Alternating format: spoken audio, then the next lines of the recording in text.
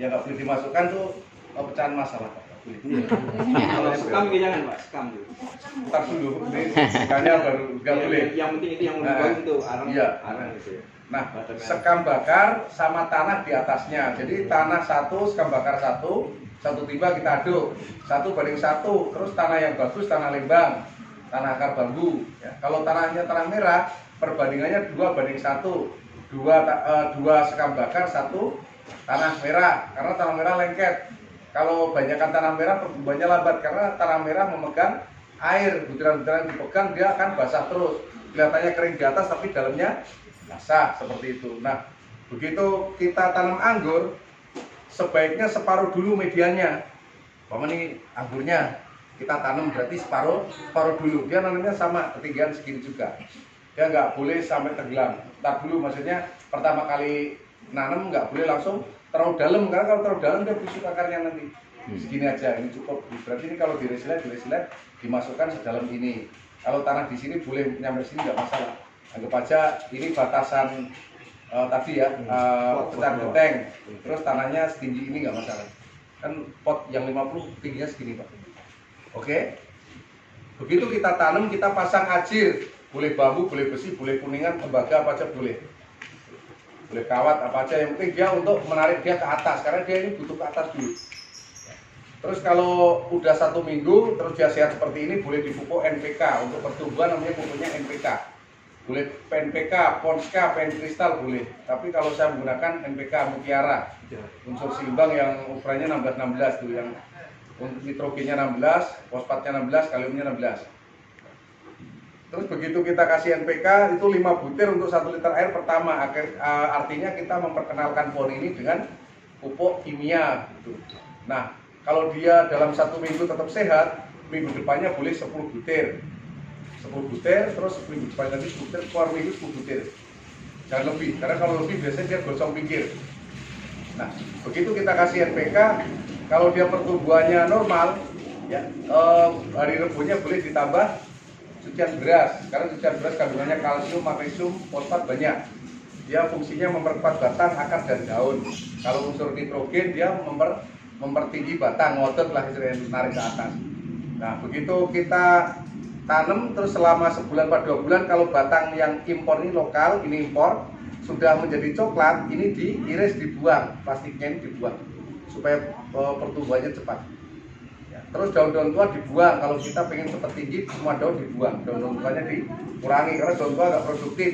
Yang produktif daun muda yang warna hijau. Ya. Terus kalau sebulan 1 kali dia dikasih kotoran kue kambing kering. Makanya kenapa kita ngasihnya hanya separuh, karena dalam perjalanannya setiap bulan kita kasih kue kambing kering, kira-kira setengah gayung mandi, atau segayung nggak apa-apa kalau gede tempatnya. Sama kapur dolomit kalau ada 1 genggam. Nah, kapur dolomit fungsinya menetralkan berat tanah. Jadi tanahnya ini kena hujan terus dia asam, dengan kapur dolomit dia menjadi netral. Nah, seperti itu Pak. Itu belinya gampang nggak kapur dolomit? Gampang, di toko pertanian banyak. Kalau kita datang ke toko pertanian pasti ada. Kapur dolomit. Iya, ada Pak. Terus kalau setelah batang ini segede jari, ya, ini tidak ada ukuran waktu ya. Bukan pertanyaan, bukan itu kalau udah umur berapa Pak? Bukan, tapi ukurannya batang. Jadi kalau dia gendut, cepat pertumbuhan subur, 3 bulan pun udah segede jari. Tapi kalau dia kurus karena media tanam nggak bagus, terus proses pemupukan nggak bagus, dia 1 tahun pun dia masih segede ini. Kalau udah batang segede jari atau segede sejempol, dia diganti pupuknya dari NPK menjadi MKP. Dari NPK menjadi MKP.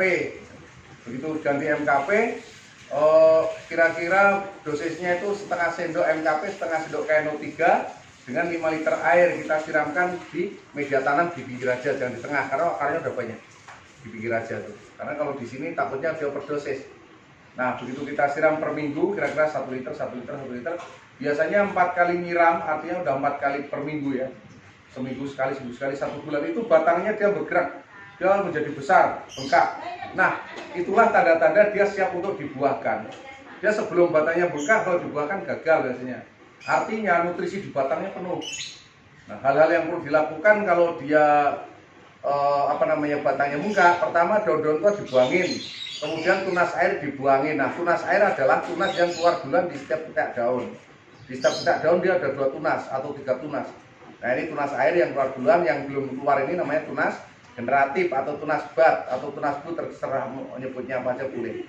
Nah, caranya ini dibuang dulu, dibuang kan kalau udah sejempol dia udah kemana-mana.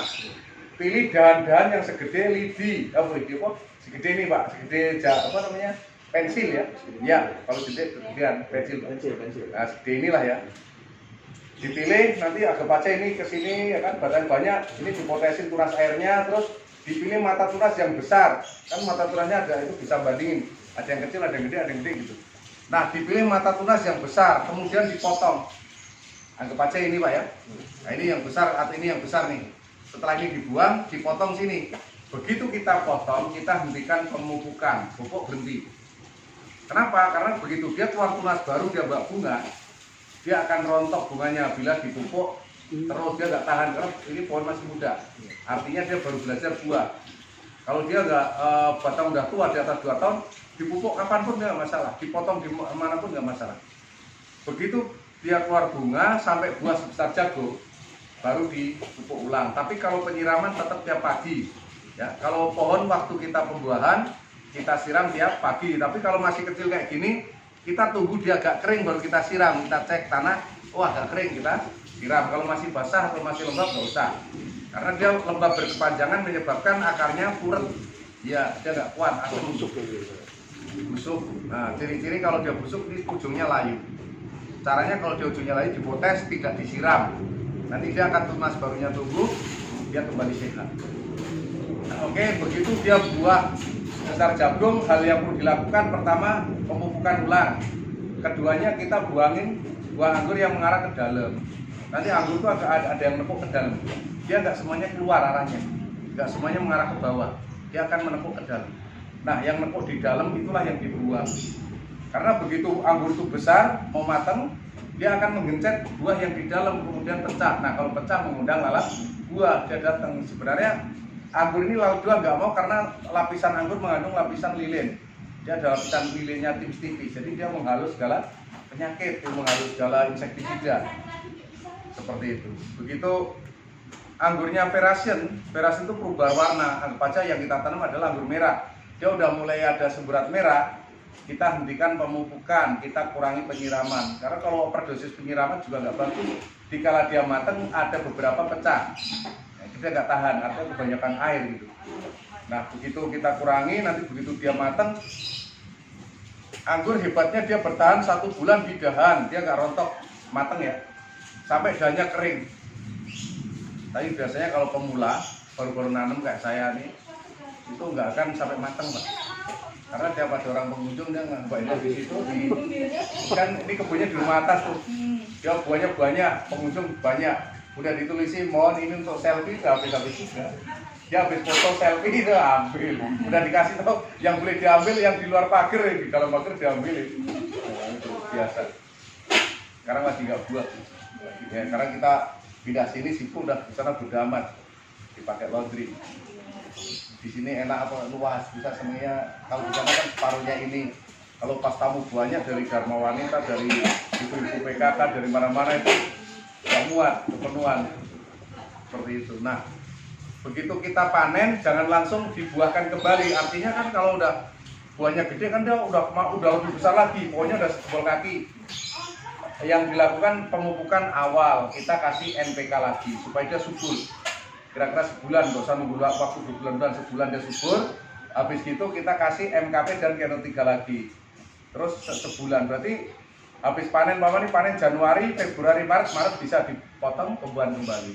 Maret, April, Mei, Juni, awal Juni matang, Juni panen, Juli, Agustus akhir bisa dibuahkan kembali. Seperti itu. Jadi anggur berbuahnya bukan karena cuaca, bukan karena musim, tapi karena tangan kita. Semakin rajin kita memelihara anggur, dia buahnya semakin banyak. Kalau punya 3, saya pengen tiap bulan panen anggur bisa, tanamnya 5 pohon. Januari panen yang merah, Februari panen yang hitam, Maret panen yang hijau, April panen yang kuning. Nah, dikala yang kelima ini sudah panen lagi, udah mau panen lagi. Jadi bisa berkesinambungan. Nah, yang di atas dulu sasetin seperti itu. Kenapa orang pada berdatangan banyak ke tempat saya?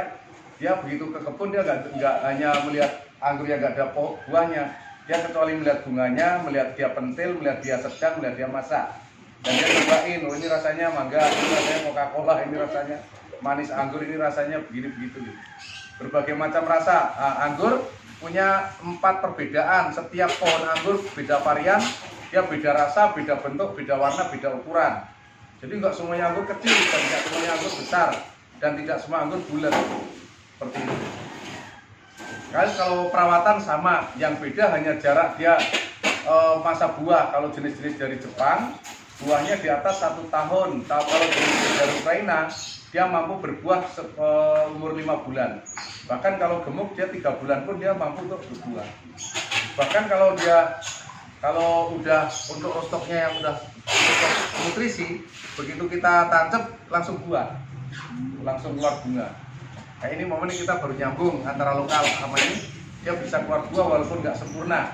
Nah anggur bisa dilihat buahnya normal sesuai hasilnya setelah buah ketiga. Jadi setelah buah ketiga dia udah mulai aslinya seperti di luar negeri. Kalau yang pertama biasanya dia kurang kurang sempurna lah, rasa, bentuk, ukuran. Ntar kalau udah yang ketiga, panen ketiga udah seperti aslinya. Nanti bisa di rumah di komplek dan 81 bisa heboh. Ya, bener. Bisa yang biasanya jarang-jarang lewat jadi sering lewat. Itu paling mainan dipasang.